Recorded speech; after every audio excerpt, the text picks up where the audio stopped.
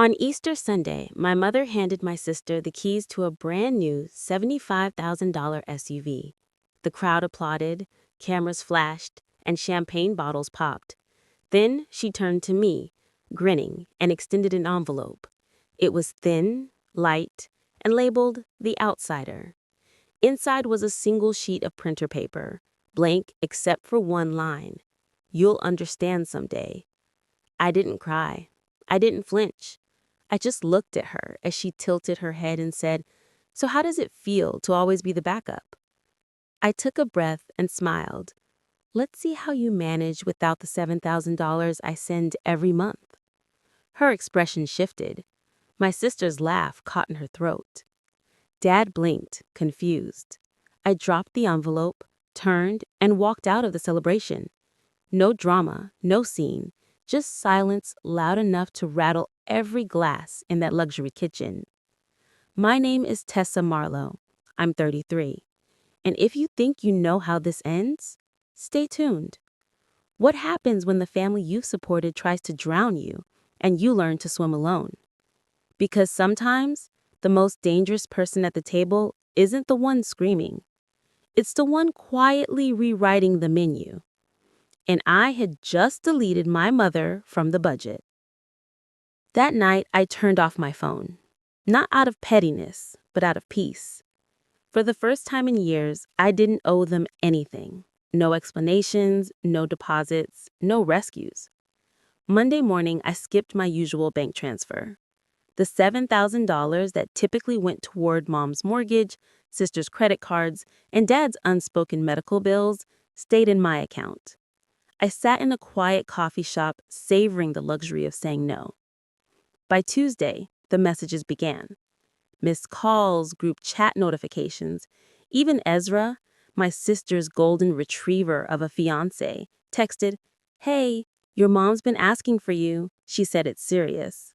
I didn't reply. By Wednesday, things escalated. An urgent email from my sister, titled "Emergency, Call Now." It contained just one sentence. "You can't seriously be doing this." No please, no we're sorry. Panic disguised as pride. I deleted it. Then Thursday came. At 12:47 a.m., a knock rattled my apartment door. I froze. Another knock. Louder. Then a voice. "Tessa, it's me, Mom." Her voice was thin, shaky, the kind you fake when you need something. "We need to talk about the house." I didn't move. Not yet. The woman who had once gifted my sister a luxury SUV while handing me an insult was now standing on my welcome mat. But this wasn't a confrontation. Not yet. This was entitlement collapsing under its own weight, and I was going to watch it fall, one brick at a time. I didn't open the door that night. I just watched her through the peephole, pacing, rubbing her hands, muttering to herself like a woman rehearsing a sales pitch. Eventually, she left. The next morning, I received a voicemail. "Tessa, it's your father. Can you please call me back? There's something going on with the bank. It's urgent." I almost laughed. Dad hadn't called me directly in 2 years. Not when I bought my apartment, not when I landed that consulting contract, not even when I was hospitalized with pneumonia. Now suddenly my silence had value. I checked the shared account I used to transfer funds automatically. It was overdrafted. Mom had clearly kept spending like nothing had changed. There were charges for spa days, for Ezra's tuxedo rental, for a wedding planning retreat in Aspen. They treated the money I earned working 80-hour weeks like Monopoly cash. Then I found something else. A digital copy of the trust fund statement from my late grandfather's inheritance. A $150,000 sum that was supposed to be split between me and my sister. It had been drained. Every cent rerouted to cover household expenses. Signed off by my mother, using power of attorney. The betrayal wasn't just emotional anymore. It was legal. It was financial. It was criminal. And yet, All they wanted was for me to keep paying like nothing had happened. This wasn't about a car or a party or a stupid envelope anymore. This was about a family that saw me as a wallet with legs. And now that the wallet had walked away, they were scrambling to find the zipper. But I wasn't finished. Not by a long shot. The next day, I booked a meeting with a financial advisor, one of those no-nonsense women who wore sharp glasses and even sharper heels. I laid out every document. The overdraft statements, the inheritance records, even screenshots of the trust withdrawals. She didn't blink. You've been financially exploited. Reclaim what's yours, legally and cleanly. She helped me freeze the remaining joint accounts, revoked my mother's power of attorney, and filed a formal fraud alert with the credit bureaus. I wasn't playing the victim. I was preparing a case. Later that week, I mailed 3 letters, one to my parents, one to my sister, and one to their mortgage lender. Each letter included a notarized statement that I was no longer financially liable for any of their debts. By Friday morning, chaos had erupted.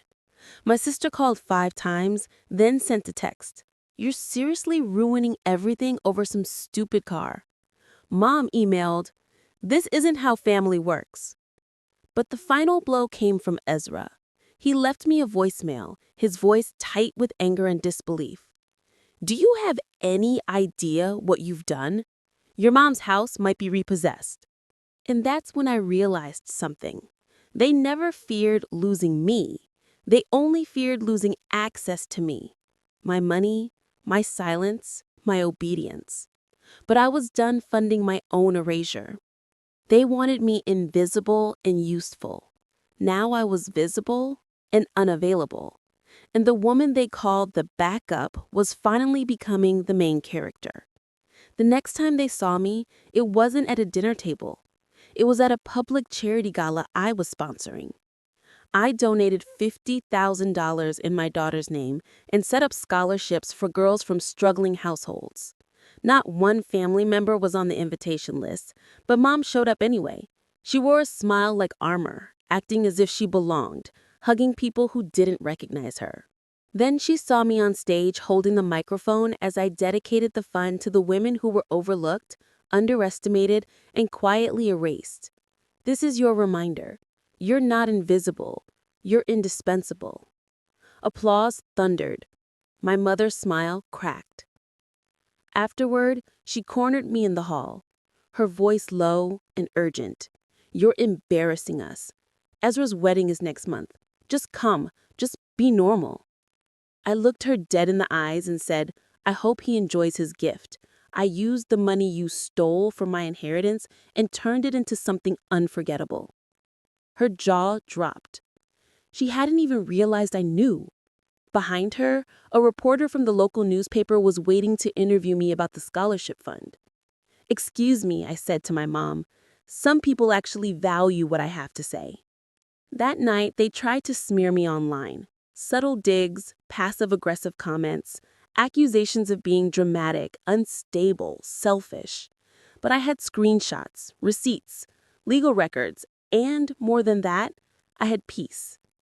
The same girl who had once been labeled the outsider was now untouchable. Not by revenge, but by evolution.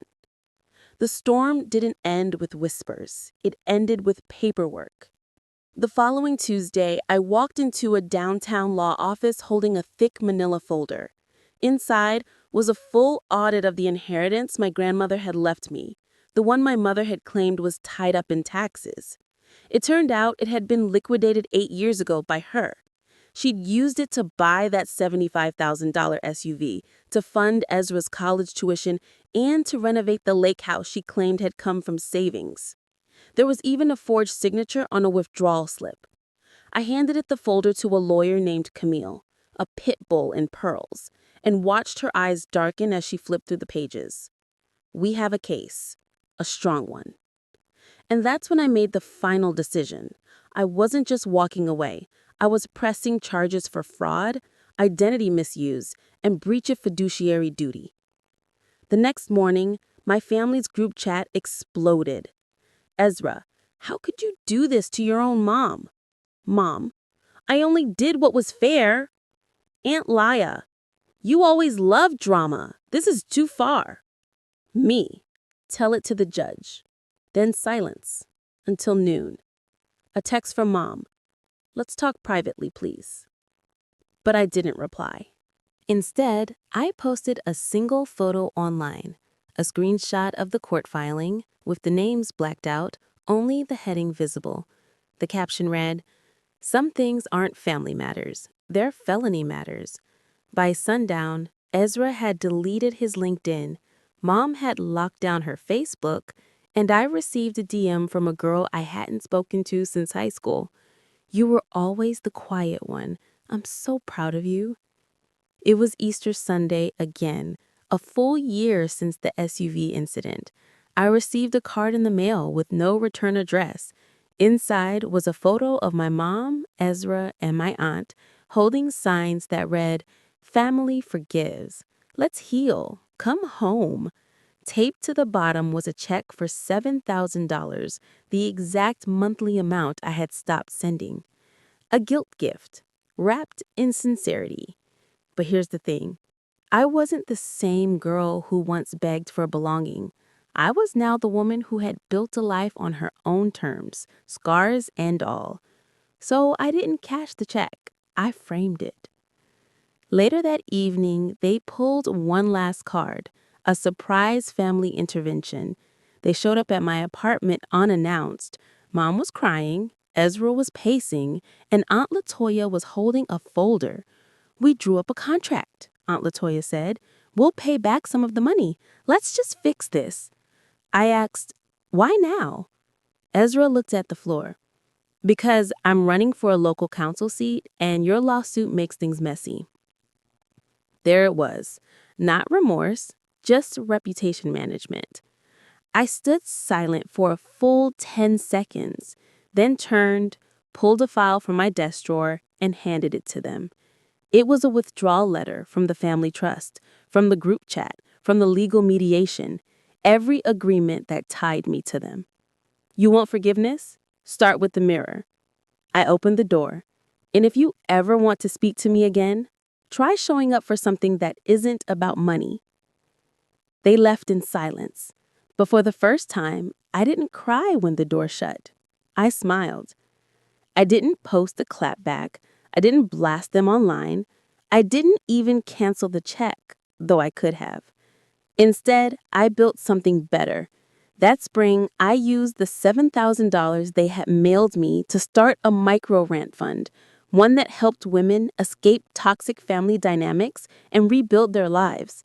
The first month, there were 2 applicants. By summer, there were over 60. Each story reminded me I wasn't alone. I wasn't crazy, and I wasn't bitter. I was awake. I changed my last name. I changed my locks. I changed my definition of family.